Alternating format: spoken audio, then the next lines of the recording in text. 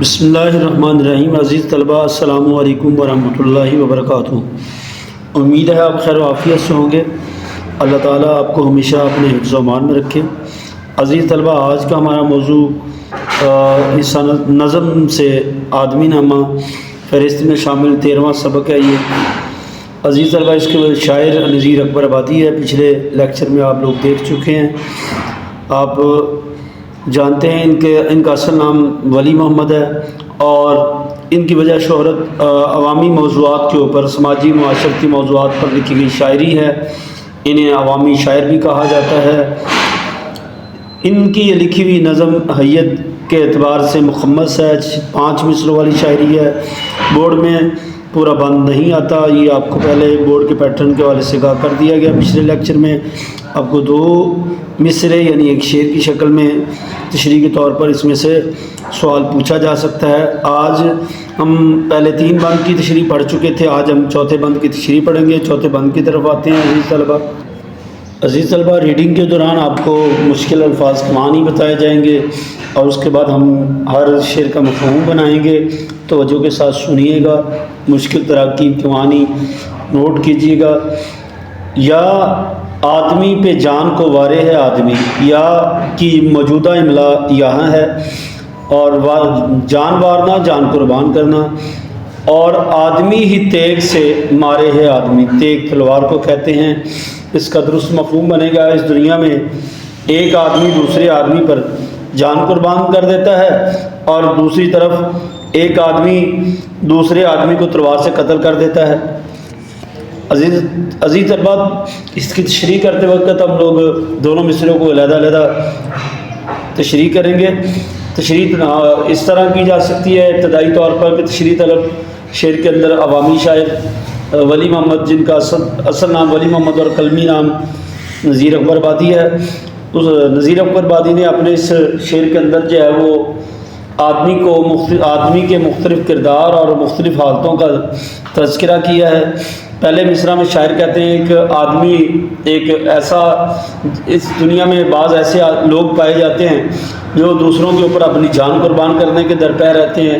وہ ملک و قوم کے لیے جان قربان کرنا ہو، وہ اپنے مسلمان بھائی کے لیے جان قربان کرنا ہو، اپنے عزیز و اقارب کے لیے جان قربان کرنا ہو۔ اور دوسری قسم کے وہ لوگ ہیں جو ان کے برعکس دوسروں کی جان لینے کے لیے تلوار اٹھائے پھر رہے ہیں، یعنی کوئی جان لینے کے لیے جو وہ کھڑا ہوا ہے۔ تو یہ تمام لوگ جو جان قربان کرنے اور جان لینے والے ہیں، یہ آدمی ہی ہیں، یہ انسان ہی ہیں۔ اگلے شعر کی طرف آتے ہیں۔ پگڑی بھی آدمی کی اتارے ہے آدمی، پگڑی اتارنا، عزت نیلام کرنا یا رسوا کرنا، چلا کے آدمی کو پکارے ہے آدمی، اور سن کے دوڑتا ہے سو ہے وہ بھی آدمی۔ تو اس کا مفہوم اس طرح بنے گا کچھ، کسی کی عزت کو پامال کرنے والے بھی آدمی ہیں، اور جب کہ مصیبت میں کسی کو پکارتا ہے تو اس کی پکار کو سن کر اس کی مدد کرنے کے لیے آنے والے لوگ بھی جو ہے وہ آدمی ہی ہیں۔ شریعت طلب شعر میں شاعر نے ایک محاورے کی طرف اشارہ کیا ہے۔ پگڑی اتارنا یعنی عزت رسوا کرنا، بدنام کرنا، ذلیل کرنا۔ عزیز طلباء، پہلی قسم کے وہ لوگ پہلے مصرے میں بیان کیے گئے ہیں جو معاشرے کے اندر لوگوں کی عزت کو اچھالنے کی کوشش کرتے ہیں اور دوسروں کے لیے بدنامی کا باعث بنتے ہیں، اور جنہیں اس چیز کی کوئی پرواہ نہیں کہ کوئی اگر عزت دار طریقے سے زندگی گزارنا چاہتا ہے تو اسے ویسے زندگی گزارنے کا موقع دیا جائے۔ وہ لوگوں کی عزت اچھالتے رہتے ہیں۔ اور دوسری قسم کے وہ لوگ بھی ہیں جو اچھے ہیں اور جو کسی کی مصیبت اور پریشانی میں مدد کرنے کے لیے ہر وقت کوشاں رہتے ہیں، اور اگر ایک آواز انہیں مدد کے لیے پکاری جائے، دی جائے، تو فوری طور پر دوسروں کی مدد کے لیے لپک اٹھتے ہیں۔ معاشرے کے اندر شاعر کے بقول 2 طرح کے لوگ پائے جاتے ہیں، اچھے بھی لوگ ہوتے ہیں اور برے لوگ بھی ہوتے ہیں۔ اچھے لوگ دوسروں کا خیال کرتے ہیں، اور برے لوگ جو ہے وہ کسی کا خیال نہیں کرتے۔ تو عزیز طلباء، یہ شعر کی تفہیم اور اس کی تشریح ہوگی، امید آپ کو سمجھ آئی ہوگی۔ اس کا حوالہ جاتی شعر میں دوہرا دیتا ہوں، ذرا غور سے سنیے گا۔ یا آدمی ہی نار ہے اور آدمی ہی نور، یا گناہ کے ساتھ بولا جا رہا ہے لفظ، یا آدمی ہی نار ہے اور آدمی ہی نور، یا آدمی ہی پاس ہے اور آدمی ہی دور۔ تو عزیز طلبہ اگلے بند کی طرف آتے ہیں۔ اشراف اور کمینے سے لے شاہ تا وزیر ہیں آدمی ہی صاحب عزت بھی اور حقیر۔ اشراف مالدار لوگ، عزت دار لوگ، کمینے گھٹیا ذلیل ادنا درجے کے، شاہ بادشاہ ہیں آدمی صاحب عزت عزت والے، حقیر ذلیل ادنا۔ عزیز طلبہ اس کا مفہوم کچھ اس طرح بنے گا، لوگ معزز ہوں یا کمینے، بادشاہ ہو یا وزیر، یہ سب آدمی ہیں، اور چاہے کوئی بہت زیادہ عزت والا ہو یا معاشرے میں حقیر اور معمولی یا گھٹیا سمجھا جاتا ہو، وہ بھی آدمی ہی ہے۔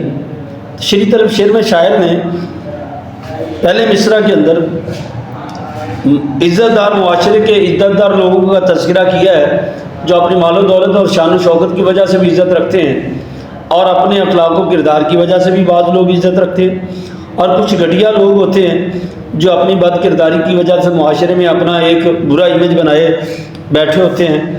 اور اس کے ساتھ بادشاہ ہو یا بادشاہ کا وزیر ہو، شاعر کہتے ہیں یہ تمام لوگ جو ہے وہ بالآخر آدمی ہی ہیں، انسان ہی ہیں، اور اسی معاشرے میں وہ لوگ بھی ہیں جو صاحب عزت ہے، عزت والے، اور کچھ اس کے برعکس جو ذلیل اور ادنا طبقے کے لوگ ہیں جو معاشرے میں عزت دار نہیں تصور کیے جاتے۔ یا آدمی مرید ہیں اور آدمی ہی پیر، اچھا بھی آدمی ہی کہاتا ہے اے نذیر، اور سب میں جو برا ہے سو ہے وہ بھی آدمی۔ مرید شاگرد، دینی شاگرد، پیر رہنما۔ مفہوم اس کا کچھ اس طرح بنے گا عزیز طلبہ، یہاں مرید ہونے والا بھی آدمی ہے، اور پیر بن کر بیٹھنے والا بھی یا پیر بھی ایک آدمی ہی ہے، اور اچھے آدمی بھی ہیں اور برے آدمی ہیں، اور سب میں جو برا ہے سو وہ بھی آدمی ہے۔ یعنی شاعر بتانا یہ چاہتے ہیں تشریح طلب شعر میں کہ معاشرے کے اندر کچھ لوگ ایسے ہیں جو دینی شاگردی اختیار کر لیتے ہیں، کسی متقی پرہیزگار شخص کے ہاتھ پر انہیں مرید کا نام دے دیا جاتا ہے، دینی شاگرد کہا جا سکتا ہے، اور ایک پیر جس کا اصلی کام رہنمائی کرنا ہے اور اپنے مرید کے لیے آئیڈیل عملی نمونہ بننا ہے، اور پیر کا مرتبہ مرید سے برتر ہوتا ہے، بڑا ہوتا ہے، اور اس کی وجہ یہی ہے کہ پیر کی شخصیت کے اندر، ایک مرشد کی شخصیت کے اندر تقوی پرہیزگاری بہت بڑھ کر پایا جاتا ہے، جس سے متاثر ہو کر مرید یعنی دینی شاگرد پیر کے نقش قدم پر چلتے ہوئے اللہ اور اس کے رسول کے احکامات کی پیروی کرتے ہیں۔ اور دوسرے مصرع میں شاعر کہتے ہیں اس دنیا میں بہت سے لوگ ایسے ہیں جو خود کو اچھا کہلواتے ہیں، یعنی معاشرے میں خود کو اچھا کہلواتے ہیں تاکہ معاشرے کے اندر ان کا ایک مثبت جو ہے وہ امیج بن سکے۔ اور آخری مصرع میں شاعر کہتے ہیں اور سب میں جو برا ہے سو وہ ہے وہ بھی آدمی۔ معاشرے میں اگر کوئی اچھا ہے تو اس کے برعکس کوئی برا ہے، اور برا بھی آدمی ہے، انسان ہی ہے۔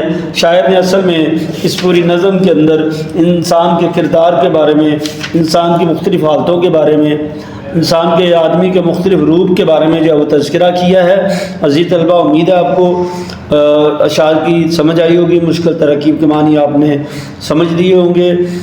ان اشعار کی اچھے طریقے سے تشریح تیار کیجیے، اللہ تعالیٰ آپ کا حامی و ناصر ہو۔ عزیز طلبہ پچھلے بند کے لیے جو حوالہ جاتی شعر بولا گیا تھا وہ بند کا حوالہ جاتی شعر اس کے اندر بھی لکھا جا سکتا ہے۔ اللہ تعالیٰ آپ کا حامی و ناصر ہو۔ اللہ حافظ۔